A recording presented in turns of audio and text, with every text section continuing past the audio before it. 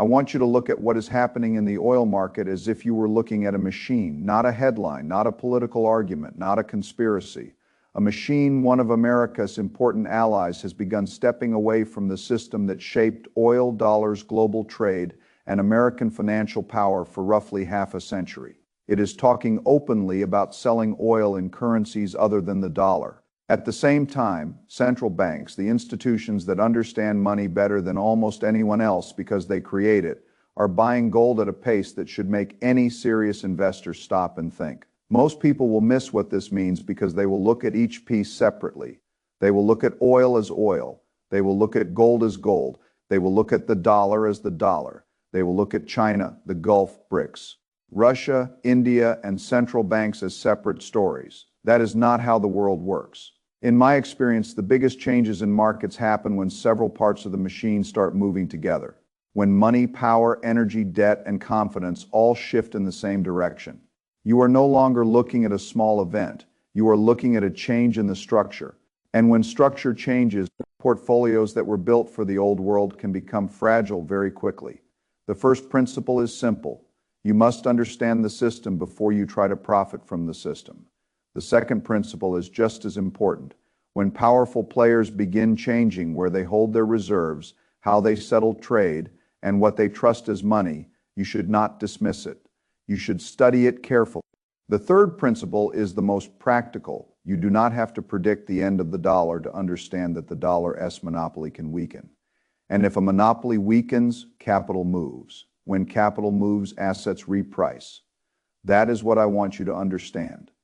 The starting point is the petrodollar. Most people have heard the word. Very few people understand the mechanics. They either treat it like a secret agreement that controls everything, or they dismiss it as internet drama.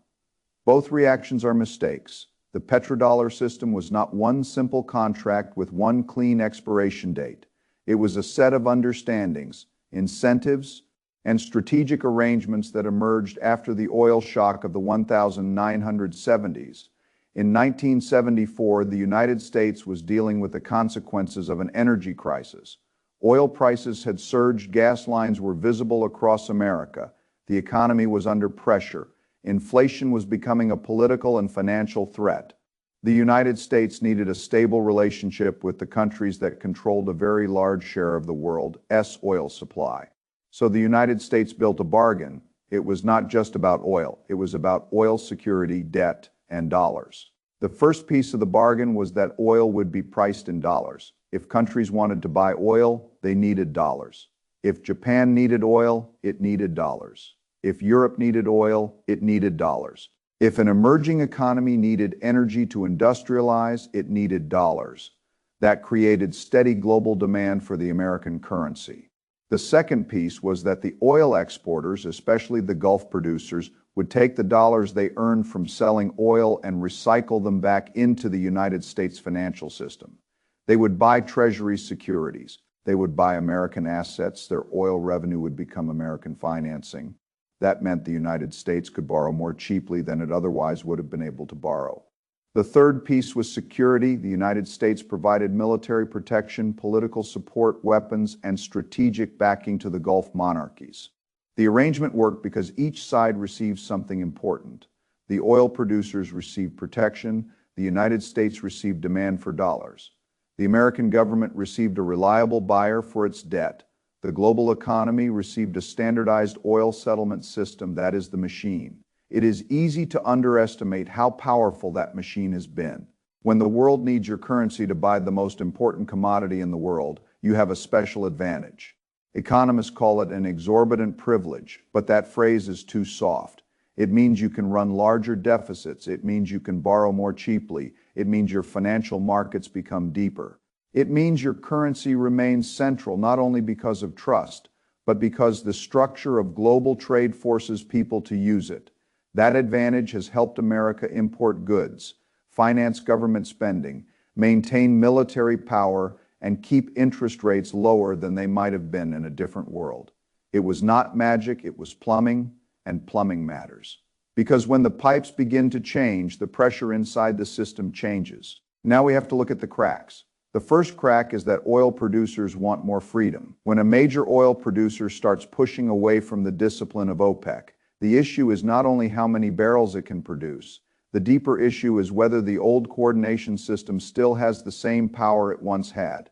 If a country has invested in the ability to produce more oil, but the organization tells it to produce less, a conflict is created. The country's national interest begins to diverge from the cartel's collective interest.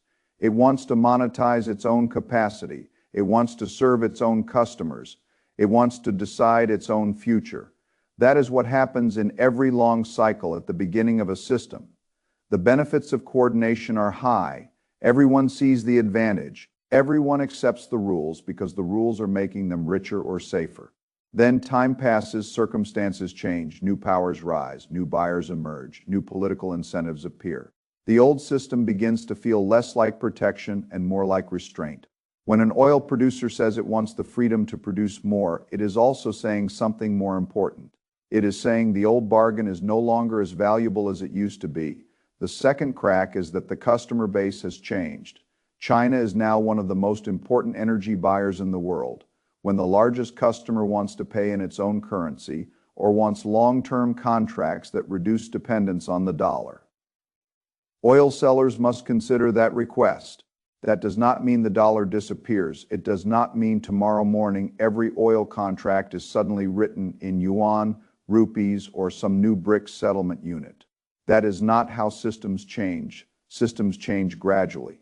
Then suddenly at first one country tests an alternative. Then another does it for a specific transaction. Then another uses its own currency for trade with a friendly partner. Then a payment platform is built. Then the exception becomes a habit. Then the habit becomes infrastructure. Then the infrastructure becomes a rival. This is how power shifts. It rarely announces itself with one dramatic bell. It normally arrives as a series of small practical decisions that, when viewed together, reveal a much larger change. If China buys oil from the Gulf and wants to settle more of that trade in renminbi, that matters. If India makes a payment for oil in rupees, that matters.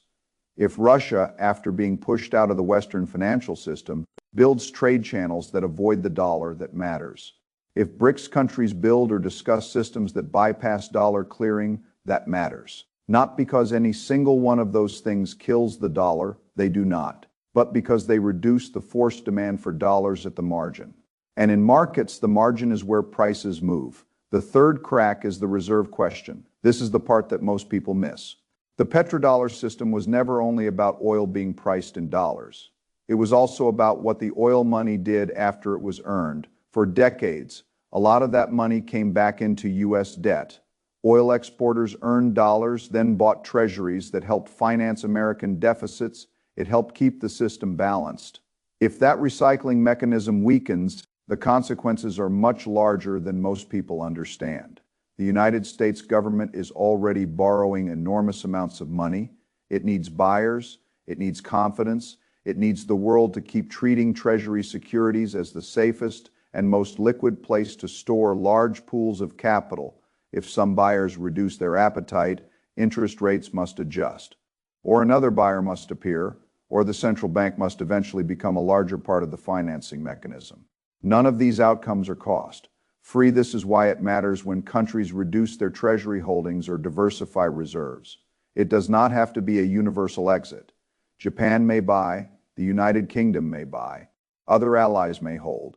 The treasury market is still deep, the dollar is still central, America still has the largest capital markets and some of the most innovative companies in the world.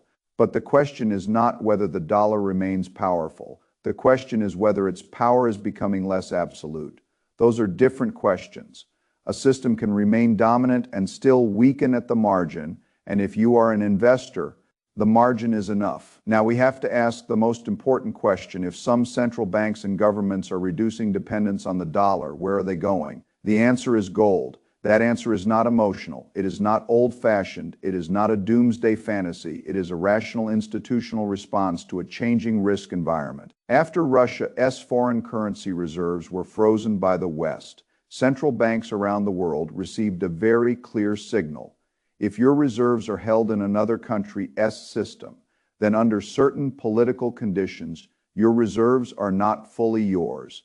That is a very important concept. A reserve asset is supposed to be a reserve because it is there when you need it. But if it can be frozen by someone else's legal and political machinery, then it is not only an asset, it is also a dependency. Countries learned from that. They did not all say it publicly. They did not all act at the same speed, but their behavior changed. Central banks began buying gold at levels that were historically unusual. The pattern became very clear. Gold was not being bought because someone wanted a shiny object in a vault. It was being bought because it has no counterparty risk. A treasury bond is someone else's liability. A bank deposit is someone else's liability. A foreign reserve held in another country's financial system is dependent on the rules of that system. Gold is different. It is not a promise to pay. It is not a claim on a bank. It is not a software entry dependent on a political relationship. It is an asset that exists outside another party's balance sheet. That is why central banks buy it when trust in financial architecture becomes less certain. The important point is not that gold is perfect. It is not. It produces no cash flow. It can be volatile. It can be sold during liquidity stress. It can sit for long periods doing very little. But in a world of rising geopolitical fragmentation, gold has one characteristic that becomes more valuable. It is not anyone else's liability. That is the institutional lens. When central banks buy gold, they are not acting like retail traders. They are not trying to catch a short-term chart move. They are managing national balance sheets across decades. They are saying, in effect, that the future may require a reserve asset that cannot be printed, frozen, sanctioned, or debased by another country. That is a very different thesis from simply saying gold is going up. I think about this through three forces. The first force is de-dollarization. Again, this does not mean the end of the dollar. That phrase gets used carelessly. It means the world is slowly building alternatives to total dollar dependence. More bilateral trade in local currencies, more oil settlement experiments outside the dollar, more reserve diversification, more central banks asking whether they want all of their wealth exposed to one political and financial system. That is de-dollarization. It is gradual. It is uneven. It is not linear, but it is real. The second force is debasement. The United States has large deficits and a large debt burden. When governments carry very large debts, they almost always prefer to reduce the real value of those debts over time rather than pay them down, honestly, through taxes or spending cuts. They do it through financial repression. They do it through inflation. They do it by making the currency worth less over time. This does not happen because one person wakes up and says, I want to punish savers. It happens because the system has incentives. Politicians do not like austerity. Voters do not like tax increases. Central banks do not like deflationary collapse. So the path of least resistance is usually more money, more liquidity, lower real rates, and slow debasement. Gold cannot be printed in the same way. That does not make it automatically better than every productive asset, but it does make it a useful hedge against the long-term erosion of currency value. The third force is diversification. The world is fragmenting. Europe is rearming. The Middle East is unstable. China and the United States are competing across trade, technology, currency, and military power. Energy routes are becoming strategic choke points. Again, countries that once assumed globalization would make everything smoother are realizing that supply chains, payments, reserves, and commodities are all geopolitical tools. When the world fragments, concentration becomes riskier. If a country holds most of its reserves in one currency controlled by one rival power, that is a concentration risk. If an investor holds all wealth in one country, one currency, one asset class, and one assumption about the future, that is also a concentration risk. Gold is one form of diversification. It is not the only one. But when central banks buy it aggressively, the message is clear. The people closest to the monetary system are hedging the monetary system. You should at least understand why. Now, what does this mean for a regular investor? First, it means you should not panic. The dollar is not going to disappear tomorrow. The United States is not a small emerging economy with no institutions and no capital market depth. America still has the world's largest stock market, the deepest treasury market, the most important technology companies, and an enormous military and financial network. Money will still flow into dollars during crises. That is true, but it can be true at the same time that the dollar's unchallenged monopoly is weaker than it was before. The world is not binary. It is not dollar dominance or dollar collapse. It is a spectrum, and the opportunity is often found in the middle of that spectrum, where the old system remains strong enough to function, but weak enough to create repricing in assets that benefit from the shift. Gold is one of those assets. Gold miners may be another. The reason miners can be interesting is simple. They are a leveraged way to express a gold thesis. If the price of gold rises and a mining company has controlled costs, good reserves, competent management, and operating leverage, its earnings can rise faster than the metal itself. But that leverage cuts both ways. A bad miner can destroy capital even when gold does well. Costs can rise, mines can disappoint, governments can change taxes or royalties. Management can dilute shareholders. Operational risk can wipe out the theoretical benefit of owning a leveraged gold play. That is why risk management matters. I never think of an investment thesis without thinking of what can go wrong. That is one of the most important principles in investing and in life. If you are going to own physical gold, you must think about storage, insurance, liquidity, and the spread between buying and selling. If you are going to own a gold ETF, you must think about structure, custody fees, and whether you want paper exposure or physical control. If you are going to own miners, you must think about balance sheets, production costs, jurisdictions, reserves, management, and dilution. The point is not to blindly buy gold because someone said the petrodollar is cracking. The point is to understand the cause-effect chain. Oil settlement changes can reduce dollar demand. Reduced dollar demand can pressure the reserve system. A less trusted reserve system can increase demand for neutral assets. High debt and deficits can increase the probability of debasement. Geopolitical fragmentation can make counterparty free assets more valuable. Central bank buying can validate the direction of institutional behavior. That is the chain. Once you see the chain, you can decide how much exposure, if any, is appropriate for your own portfolio. The right answer is not the same for everyone. A young investor with a long-time horizon and a high income may choose a different allocation than a retired investor living on fixed income. An investor with most assets in real estate may think differently from an investor with most assets in cash and bonds. An investor who understands mining risk may use miners. An investor who does not may use a simpler vehicle or avoid the space entirely. The principle is not to copy. The principle is to think clearly. What I would not do is ignore the behavior of central banks. I would not ignore oil producers experimenting with non-dollar settlement. I would not ignore large changes in treasury holdings. I would not ignore the fact that the countries most exposed to sanctions risk have learned that reserves held in someone else's system can become political assets. And I would not assume that because the dollar has been dominant for my entire lifetime, it must remain equally dominant forever. That is how people get hurt in long cycle transitions. They confuse a long-lasting trend with a permanent law. History shows that reserve systems change. The British pound once held extraordinary power. Before that, other empires had their own versions of monetary dominance. These transitions are slow, complex, and uneven.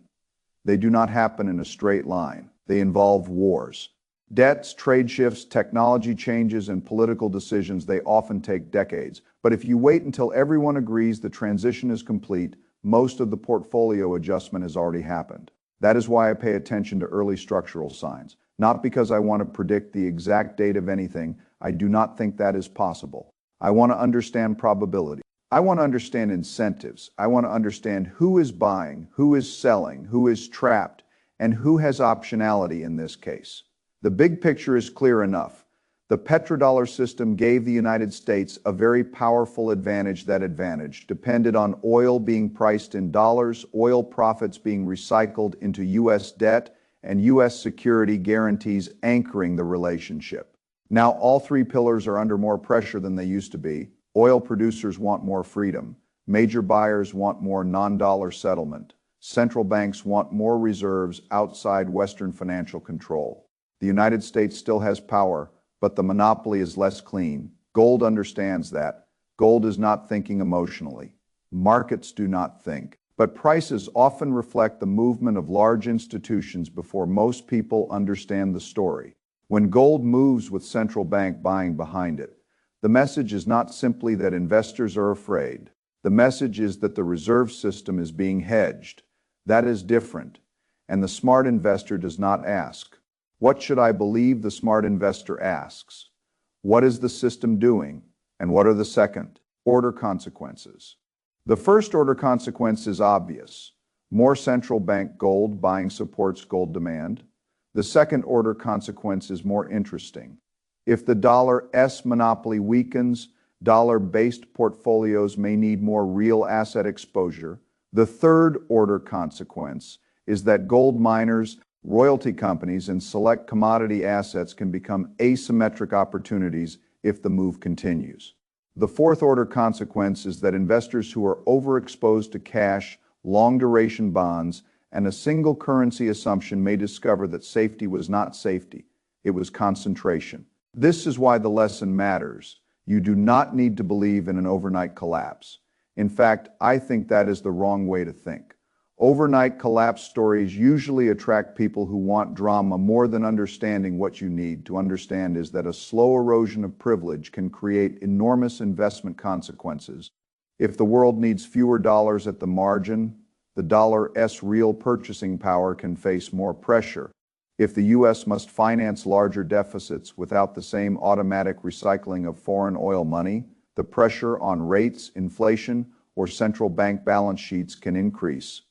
If central banks diversify into gold, gold can become a strategic asset rather than just a speculative asset. If gold rises structurally, some miners and related assets can offer leverage, but only if selected with discipline. That is how I would frame it.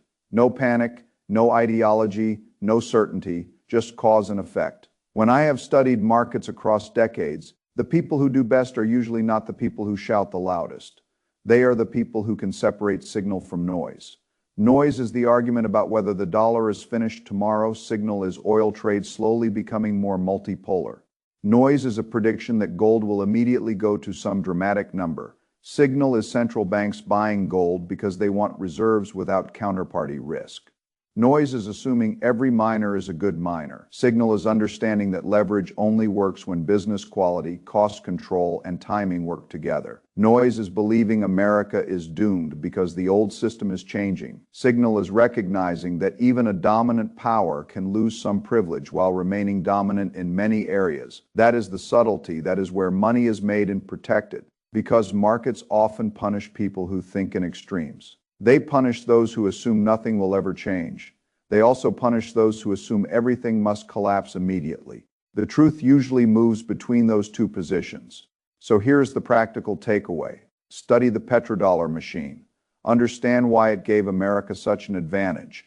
Watch the oil producers that want to sell more freely, produce more freely, and settle more flexibly. Watch China, because energy buyers matter. Watch India, because alternative settlement experiments matter. Watch Russia, because sanctions change the psychology of reserves. Watch central banks, because they do not buy gold for entertainment. Watch U.S. deficits, because debt and debasement are linked. Watch gold not as a superstition, but as a balance sheet asset with a very specific role in a fragmented world. And if you choose to act with sizing, diversification, and risk controls. A good thesis can still become a bad investment if the position is too large. A strong macro idea can still hurt you if the vehicle is wrong. A correct long-term trend can still punish you if you buy the wrong asset at the wrong time with no plan. That is why principles matter more than excitement. I would rather be roughly right with a resilient portfolio than dramatically right with a fragile one. The world is shifting. The old oil dollar, debt recycling machine is not gone, but it is under pressure. The countries that understand money are diversifying. The countries that sell energy are exploring alternatives. The countries that buy energy are trying to reduce dependence. The United States still has immense strengths, but it no longer operates in a world where everyone has no choice but to use the same pipes forever. When pipes change, flows change. When flows change, prices change. When prices change, wealth moves. Most people will notice only after the move becomes obvious. They will see gold higher and ask why. They will see the dollar weaker and ask what happened. They will see oil priced differently in more contracts and ask whether it matters. They will see central banks with more gold and assume it was always obvious. But it was not obvious to those who did not study the machine. That is why I want you to think like a mechanic, not like a spectator. A spectator watches the price, a mechanic studies the system. If you understand the system, you can prepare before the crowd. And that is the difference between being surprised by history and being positioned for it.